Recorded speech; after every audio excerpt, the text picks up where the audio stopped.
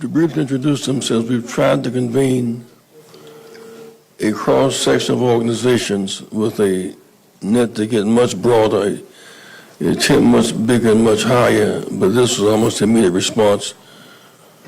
What's happened today, Betty? Betty Magnus, Independent Voters of Illinois Rainbow Push Coalition. My name is Jessica Disu. I'm also known as FM Supreme. I'm with the Chicago International Youth Peace Movement.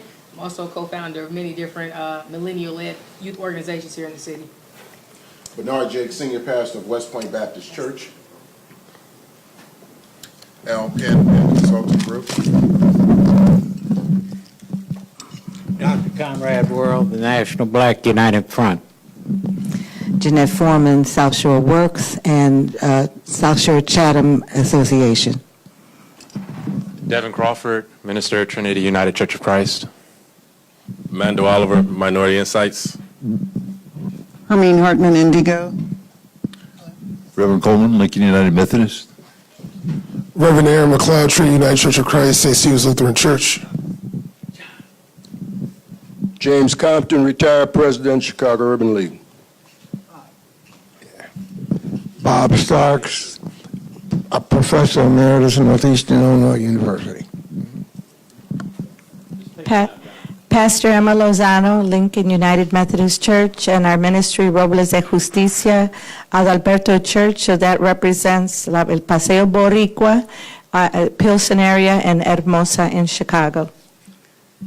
Jeanette Wilson, Rainbow Push. Reverend Tyrone McGowan, Trinity United Church of Christ. Ricky Allman, Apostolic Church of God. Reverend Dr. Leon Finney, Pastor of Metropolitan Apostolic Community Church, Chief Executive Officer of Woodlawn Community Development Corporation. Louis Himes, Southside Branch, NAACP.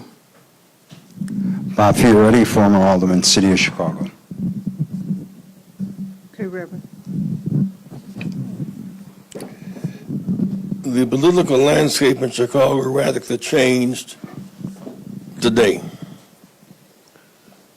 The city is showing arc after Mayor Rahm Emanuel's surprise announcement that he will not seek a third term. Well, we applaud his contribution to Chicago, pre-K for all, a vibrant and beautiful downtown, perhaps a fresh start now. The city's unmet needs and unfinished business must be addressed.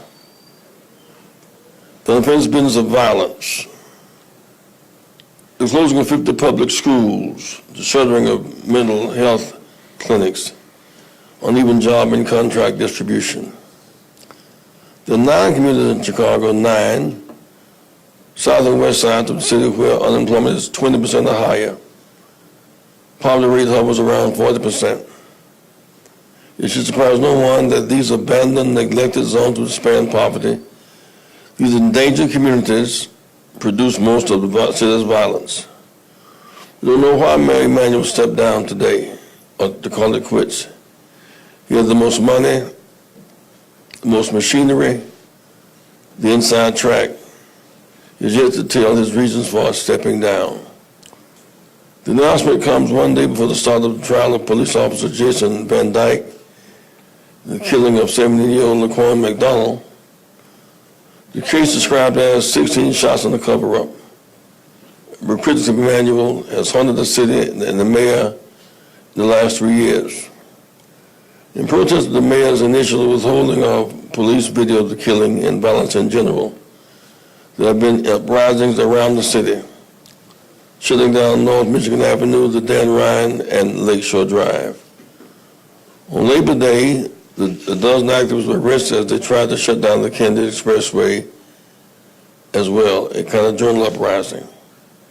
Those who aspire to replace Emanuel must put forth an urban agenda, a policy that is inclusive from the bottom up and to close the gaps of inequality and make Chicago one city for all of its people, following in the footsteps of Harold Washington. There are 3 cities. There is Northwest Side, unemployment less than 2%. Suburbs, job-wanted signs. Inner city, unemployment 20%. And poverty 40%. We want an equal city that's fair for all of its people. I want to thank a cross-section of people who came together today to stand together to begin the process of building coalitions and the vetting process so we can have a viable candidate that's viable in the view of the public, that can raise the money and raise the issues to make us better. Thank you. What should the process be? I'm sorry. What should the process be? Once you build we're fortunate we had a very broad cross-section met last week, led by Mr. Frank Clark, Leon Finn, and the others of them, Jim Reynolds, 100 different organizations.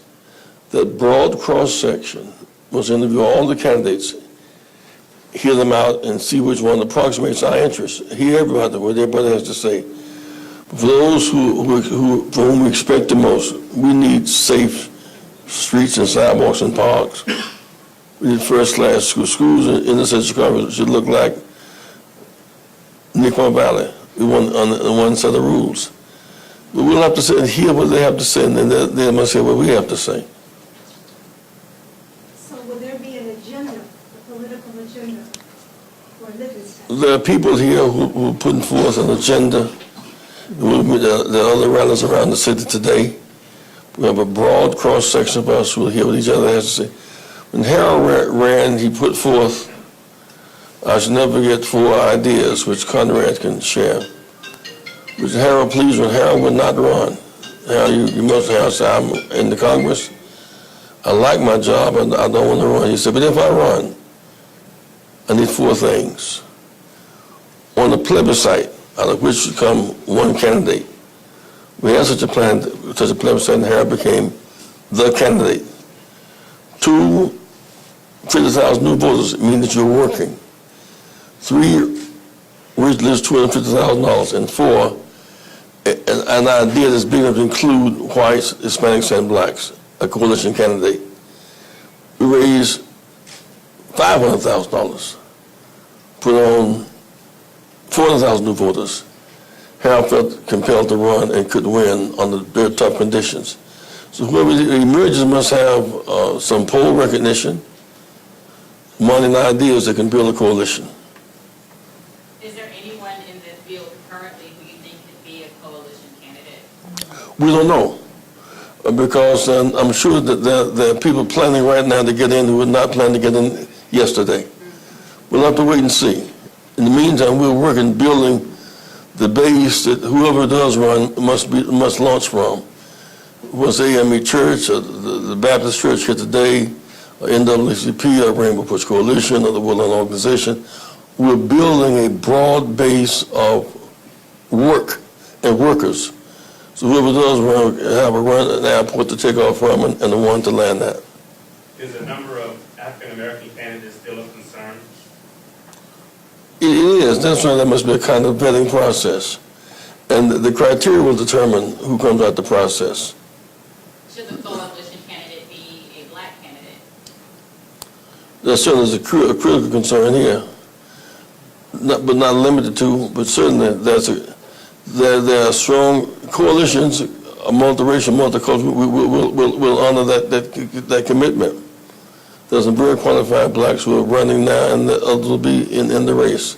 But we'll see. I mean, we will not. This is February. Now, in the meantime, there's something called November the 6th. Right. There's a governor's race. A state's attorney general's race. And so that big act, this should stimulate participation for November the 6th.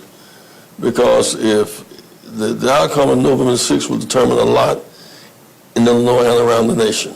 And I also would like to add that with this particular race, this will not be business as usual. You know, speaking on behalf of the millennial generation and activists and organizers who has been pushing hard for police accountability and holding elected officials accountable, regardless of who the candidate is that the movement may or may not back, it's important that, you know, it's not business as usual. We're looking for someone who's in the interest of the people in all of the communities. I know they say it's two tails of the city. It's actually one city. And so we need to really diversify our resources and bring and reinvest in the South and West Sides. And so it's important that whatever candidate we're backing understands the needs of the people. Our streets are crying, our community's been crying, and what we don't want to see is a second coming of Mayor Emanuel. And so I think that's very important that we be cognizant of the policies and platforms being pushed forth by those who've already announced and those who will announce.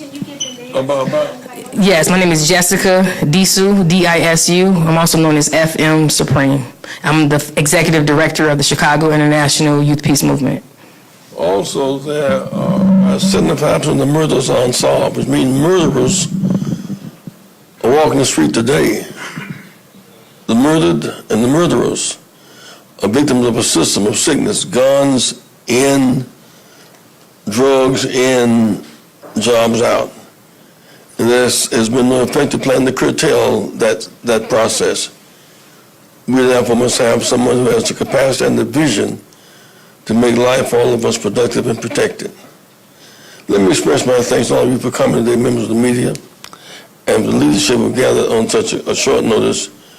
We'll meet here again Saturday morning to figure out with more strategy. Chinta, in terms of who else is running by that time, we'll have a better read. Chinta?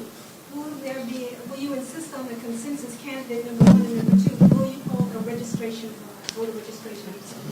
Registration drive, already started it. That was already started, but that was before this morning. I think it'd be more intense now because more people now feel they have a chance and a choice.